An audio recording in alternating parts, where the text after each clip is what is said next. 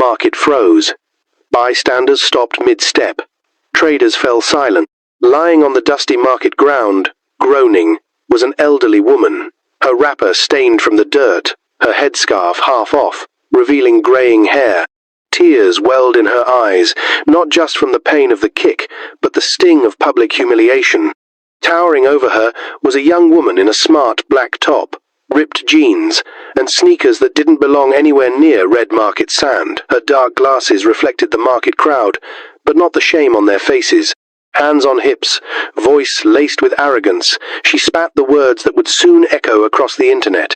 Next time, poor beggar, look at people's faces before you ask for money. You think everyone is on your level? You're lazy. That's why you're begging, the young woman said, bending closer to the fallen woman like a queen addressing her subject. My name is Nadia Abraham. I'm a software engineer at Innovative Hub. Have you ever heard of it? Of course not. Your poor children could never work there. The woman blinked up at her, stunned. I work at the largest tech company in Africa, Nadia added, tossing her braids back as she hissed and stormed off into the crowd. People whispered. Phones recorded. A tall young man rushed to the woman's side, helping her sit up. Ma, are you okay? He asked softly, brushing dirt from her shoulder. But Nadia didn't care. She was already heading toward the vegetable stand, her mind set on selecting the freshest peppers and chicken for her coconut rice. What she didn't know, what no one in that market knew, was that the woman she had kicked was the mother of Jonathan Okoye, the billionaire founder and CEO of Innovative Hub, and by Monday morning, her world would never be the same. 3 months. Earlier, Nadia Abraham had always dreamed big. Born and raised in the crowded streets of Ajagunle, she grew up in a face-me-I-face-you apartment where dreams were often swallowed by poverty. But not Nadia. She had the brains. She had the fire. And when she got accepted into Unilag on a full scholarship to study computer science, her mother wept with pride. Her father died when she was 11. Her mother sold oranges by the roadside. Her younger siblings looked up to her like a superhero. She had every reason to remain grounded, every reason to remember where she came from. But all that changed the day she received her job offer from Innovative Hub. Not just any job, a software engineer role, at the most prestigious tech company on the continent, with a 6-figure salary, a company car, furnished apartment in Lekki, and an access badge to a place most coders only dreamed of. She had arrived. And with success came the pride, then arrogance, then cold dismissal of her past. First, she stopped picking her mother's calls unless it was late at night. She said it was because of meetings. She stopped sending money home as often. She now took boat rides instead of buses, ate sushi instead of rice and beans, and joined an expensive gym in Ikoyi. Then she stopped talking to her best friend from school, Taupe, telling her bluntly, "You're no longer in my class." She no longer smiled at her neighbors or greeted elderly men at the bus stop. Instead, she would walk with her head high, designer bag in one hand, and tell anyone who crossed her, "Be careful who you talk to. I work at Innovative Hub." It was Friday. Nadia had just finished debugging a payment gateway code for a new fintech app. Everyone in her team congratulated her for her speed and brilliance. Jonathan, the mysterious CEO she had never met in person, even sent a thumbs up through his assistant. By 5:30 p.m., she grabbed her phone, tossed her ID badge into her bag, and drove out of the Lekki office with Afrobeat music booming from her car stereo. She was craving coconut rice. And no one made better chicken and peppers than Mama Chidinma at the market. She parked a little far from the entrance, locked her car, and strutted into the bustling market with her jeans hugging her legs and her shirt tied at the waist. She looked nothing like the people around her, and she loved that. As she passed through the stalls, ignoring greetings and cutting into queues, someone tugged gently at her wrist. "Please, my daughter," came the shaky voice of a woman in a faded wrapper and oversized blouse. "Even if it's just 100. I've not eaten since morning. God bless you." Nadia froze. Her nostrils flared. "Remove your hand from me," she snapped, jerking her arm away. But the woman held out her hand again. "I'm sorry. I didn't mean to offend you. Please help me." The crowd began to notice. Nadia's voice rose. "Are you mad? You touched me. Do I look like your level?" She raised her leg and kicked her. The woman tumbled backward onto the dusty ground. People screamed. Some gasped. Someone shouted, "Arn, Arn, she's old enough to be your mother." But Nadia didn't care. She walked over to her, bent down, and said the same words that would soon ruin her career. "This is Nadia Abraham, a software engineer at Innovative Hub, the largest tech company in Africa. Your children will never know what that feels like." She hissed again and walked away. But among the crowd, someone stood quietly filming the whole scene. Another person helped the woman to her feet and walked her gently to the corner of the market. And the next morning, that same woman disappeared from the streets suddenly to walk into a mansion in Banana Island, where a personal assistant waited at the door. "Welcome back, Madam Amaka," the assistant said with a bow. The woman who was kicked in the dirt now wore a silk gown and diamond earrings. And by Monday, she would be meeting her son, and the girl who dared to disrespect her. By 8:45 a.m. on Monday, the glass doors of Innovative Hub spun open. The receptionist froze mid-sentence as the woman stepped in. She wore a fitted emerald green lace dress that shimmered under the overhead lights. Her heels clicked softly against the marble floors. A pair of diamond earrings sparkled beneath her braided updo. Her dark skin glowed. Her presence carried elegance, power, and the kind of quiet dignity that made people instinctively rise to their feet. It was the same woman Nadia kicked in the market. But today, she wasn't wearing poverty. She wore truth. "Good morning, Ma. You look familiar," the receptionist stuttered, rising from her chair. The woman smiled. "Good morning, dear. I'm here to see Jonathan Okoye. Tell him his mother is here." Her words fell like a thunderclap. "Jonathan's mother?" The receptionist blinked, scrambling for the phone. "Yes, Ma, right away." Upstairs, in the executive suite on the 17th floor, Jonathan Okoye was reviewing project timelines when the call came through. "Sir," his assistant said cautiously, your mother is here. She says she needs to speak with you privately." Jonathan's brows knit in surprise. "My mother?" he repeated, lowering his iPad. He hadn't expected her. Madame Amaka rarely visited his office without notice. She preferred her quiet home, her garden, her church meetings, and the last time she visited his workplace was during the company's 5-year anniversary celebration 2 years ago. "Let her in," he said. Moments later, the door opened, and his expression melted from confusion to admiration. "Mama," he smiled, rising from his chair. "John," she said warmly, walking into the office. He hugged her gently, sensing something was off. "Is everything okay?" he asked, scanning her face. She sat down in one of the guest chairs, crossed her legs, and looked at him with calm eyes. "I'm fine, but I need to see one of your employees, personally." He blinked. "An employee?" She nodded. "Her name is Nadia Abraham." Jonathan leaned back slowly, confused. "Nadia? One of our front-end developers?" "Yes," she said quietly, folding her hands on her lap. There was something in his mother's voice, controlled, deliberate, but not angry. More like disappointed. He pressed a button on his desk. "Get Nadia Abraham to my office. Immediately." Downstairs, Nadia was showing off a new hairstyle to her teammates when her phone buzzed. "Incoming call. Front desk. HR. Hello?" "Hi, Nadia. CEO's office. Now." Nadia grinned as she stood. "See? I told you guys I'm going places," she said proudly to the others. "Maybe I'm getting promoted." She straightened her blouse, adjusted her ID badge, and walked like she was heading to meet the president himself. She knocked twice on the door, then walked in confidently, her heels echoing in the room. "Good morning, sir," she said, flashing her best smile. Then she turned to the older woman seated beside him. She smiled sweetly. "Good morning, Ma." But the smile on Madame Amaka's face didn't match Nadia's. Jonathan leaned forward. "Nadia, this is my mother. She asked to see you personally." "Oh, wow," Nadia said, eyes wide. "It's such an honor to meet you, Ma." Madame Amaka didn't smile back. She tilted her head. I think we've met before. Nadia laughed nervously. Ah, no, Ma. I don't think so. Maybe you've mistaken me for someone else. No, Madame Amaka said, her voice still calm, but her eyes sharper now. I know exactly who I saw. Nadia's smile faltered slightly. Madame Amaka reached into her handbag and pulled out a phone. She tapped the screen, then turned it toward Nadia. A video began to play. It was the market. There was Nadia, clear as daylight, in her jeans and sunglasses. You think everyone is on your level?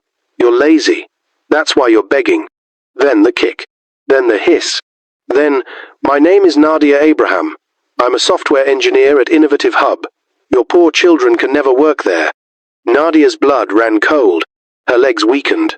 Her mouth opened, but no words came out. She took a step back, hands trembling. No, Ma. Please. I didn't know it was you. Jonathan's face was pale with shock, his mother humiliated, his employee exposed. He clenched his jaw and stood. You kicked my mother? He said slowly, disbelief in his voice. Sir, please. Nadia dropped to her knees, tears spilling down her face. I didn't know. I thought she was just, a poor beggar, Madame Amaka said sharply. Someone not in your class? Nadia wept. I'm sorry, I swear I didn't mean to. You meant every word. Madame Amaka cut in, still composed. You called me lazy. You said I'd never have a child who could work at your company. You kicked me like I was dirt. She looked at her son. Jonathan, this is the kind of person you've employed. Jonathan was still staring at Nadia. He shook his head slowly. We don't just hire for skill here, Nadia, he said, voice heavy. We hire for character, respect, kindness, integrity. Please, I'll do anything. I'll apologize. Jonathan pressed the intercom button. Jane, please come in. His secretary entered. Effective immediately, he said without looking at Nadia. Terminate the employment of Nadia Abraham. Revoke all access. Clear her workstation. Nadia screamed. Please, Sir Jonathan, I'm sorry. Please. Madame Amaka stood and walked to the door. She paused. I'm not having you arrested, she said. Not because I can't, but because I want you to learn.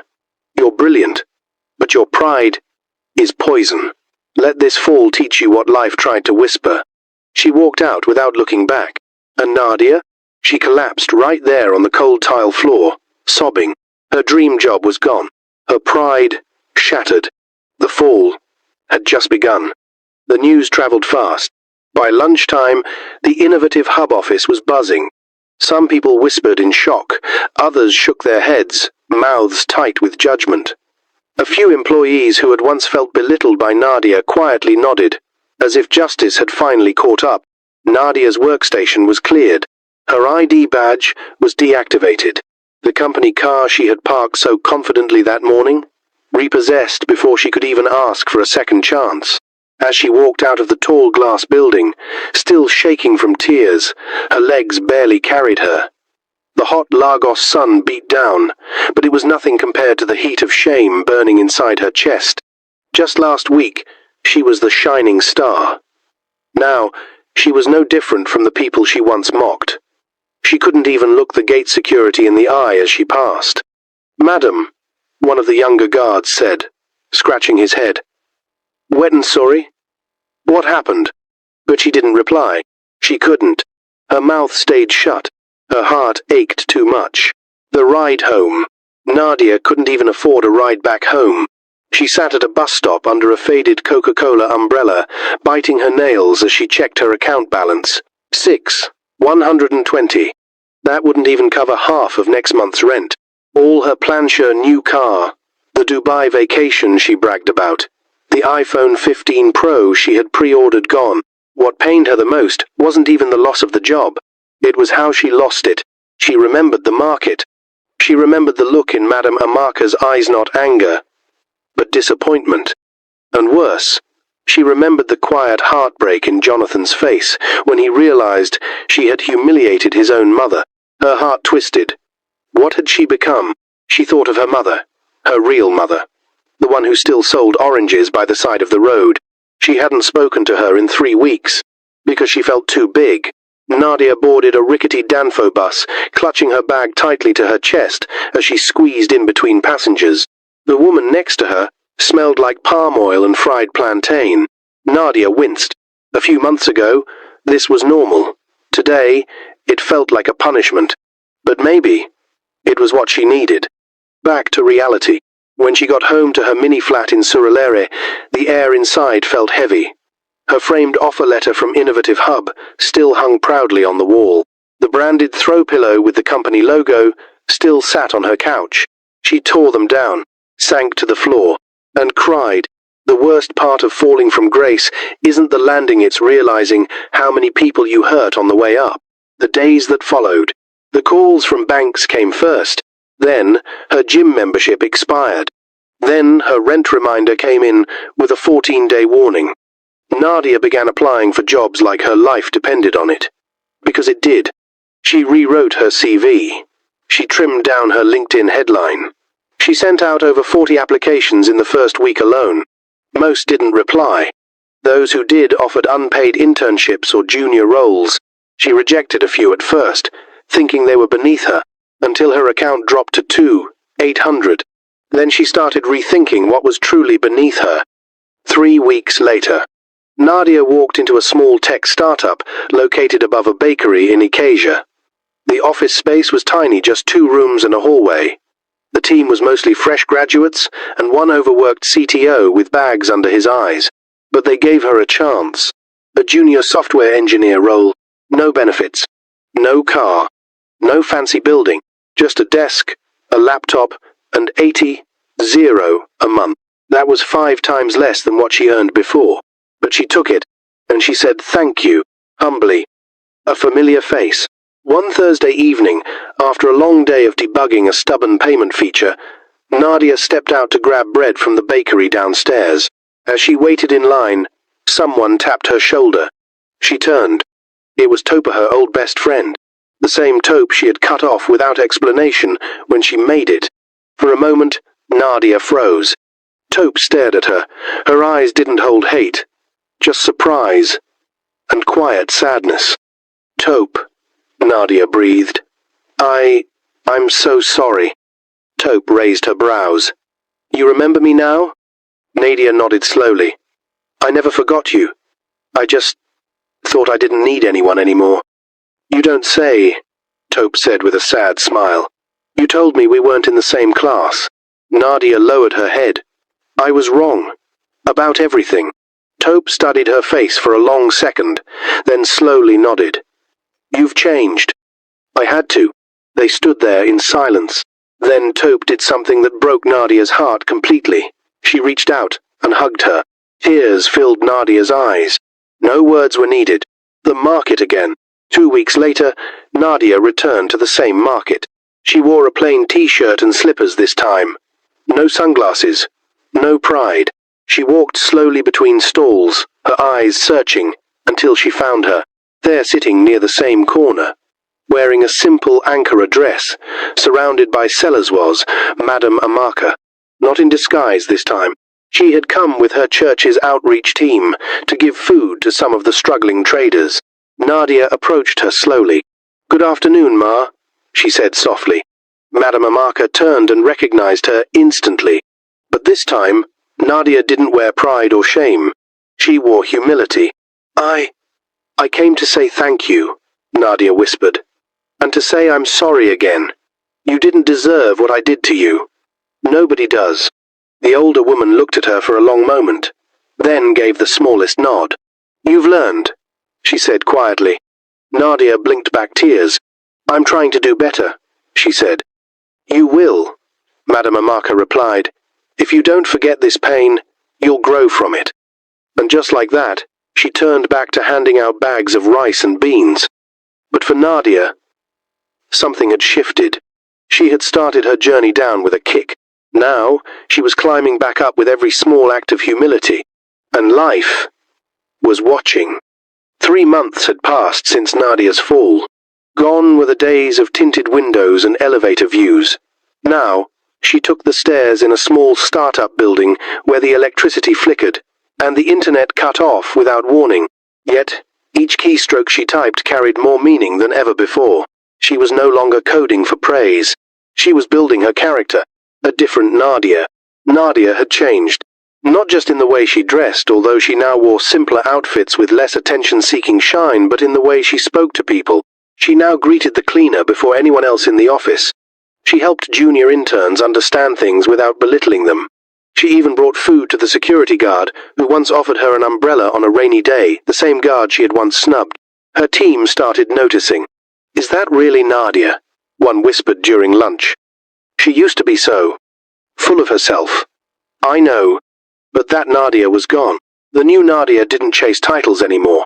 She chased kindness. An unexpected message.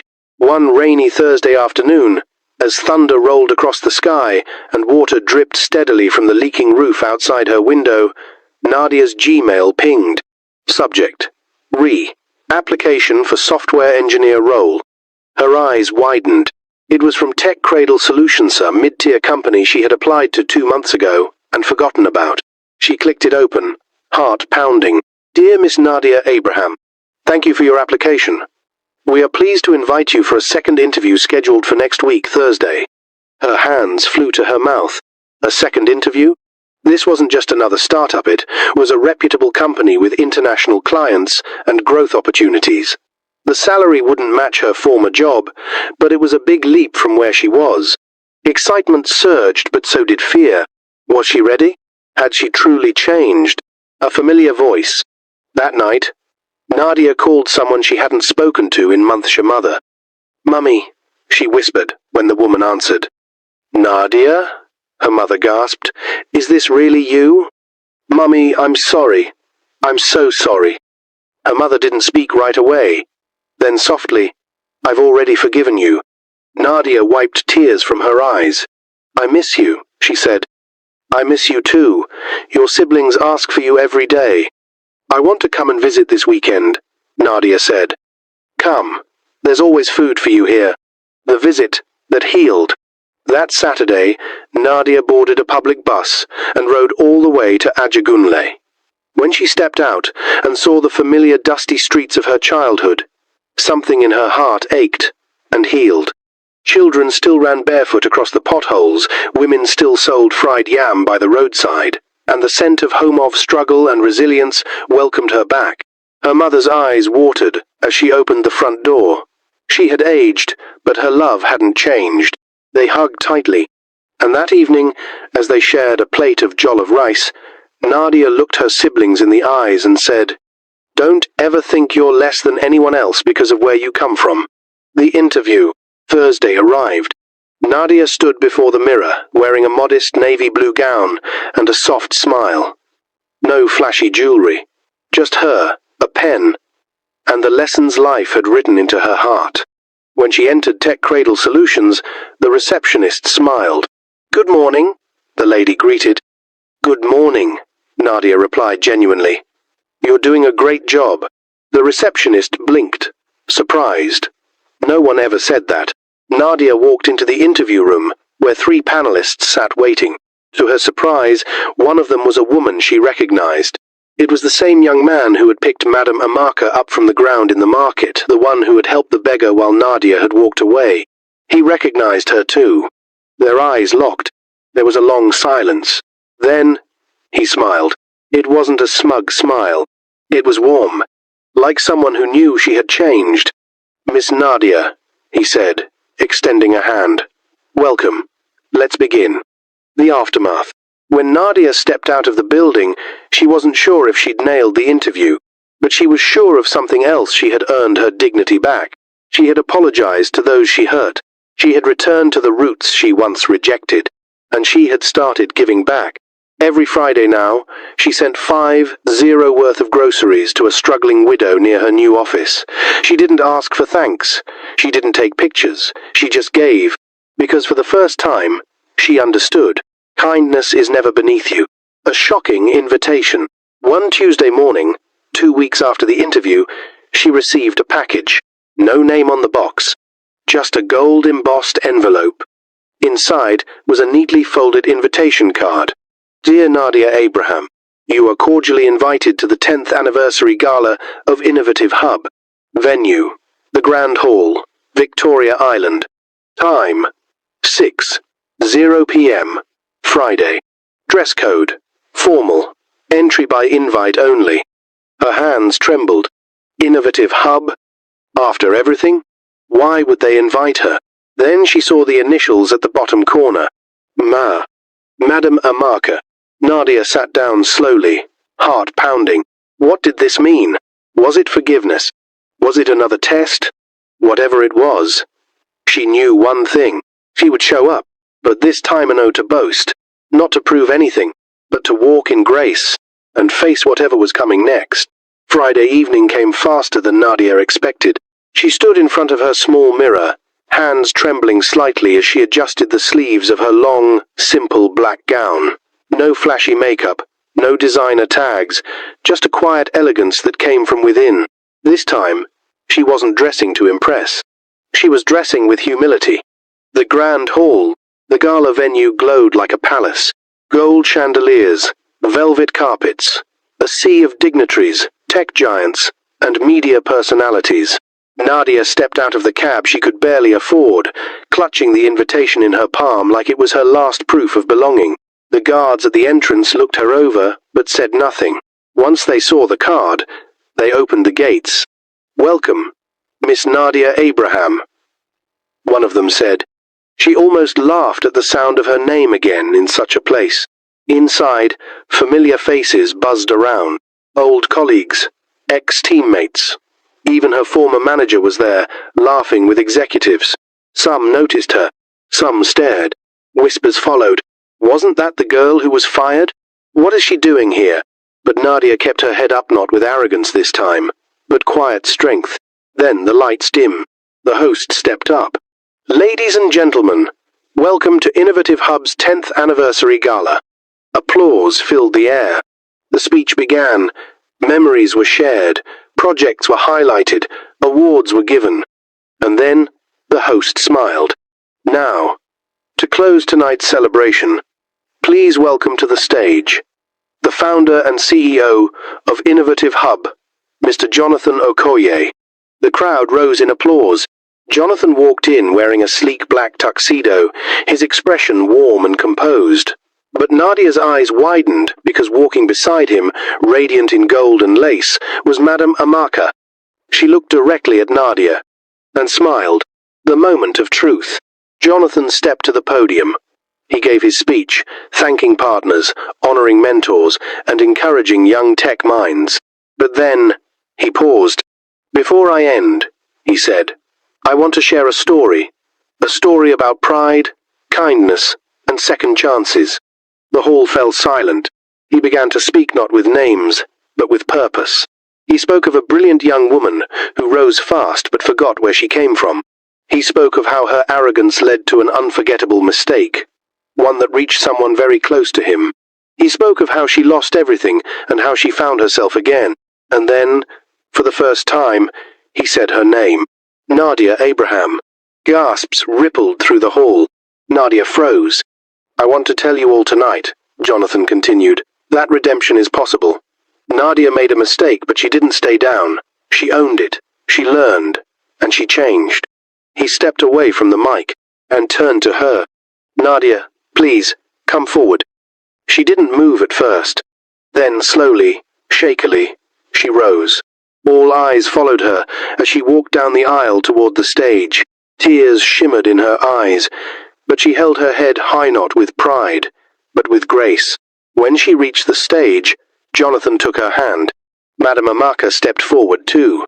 In front of the entire hall, she smiled gently. You heard me, she said softly, but you came back. You asked for forgiveness. You showed growth. That's what makes you stronger than before. Then she turned to her son. I think your company could use someone like that. Jonathan nodded. We'd be honored to have you back, Nadia. But this Timino just for your coding skills. For your character. A stunned silence filled the room. Then, applause. Slow at first, then stronger. People rose to their feet. Nadia stood there, unable to speak, her chest tight with gratitude. She had been kicked out in shame. Now, she was welcomed back with honor. But the greatest gift she received that night wasn't the offer to return. It was the lesson, and the chance to begin again with humility in her heart and kindness in her hands. Nadia didn't take the same job back. Instead, she requested to return as a junior mentor for the company's Ethics in Tech initiative, where she now tells her story to interns and junior engineers. And every Friday, she still visits the market not to buy anything, but to serve. Because life had taught her a powerful truth. Titles fade, looks deceive, but kindness always speaks loudest. If you like this story, comment, share, and subscribe to our channel for more interesting stories.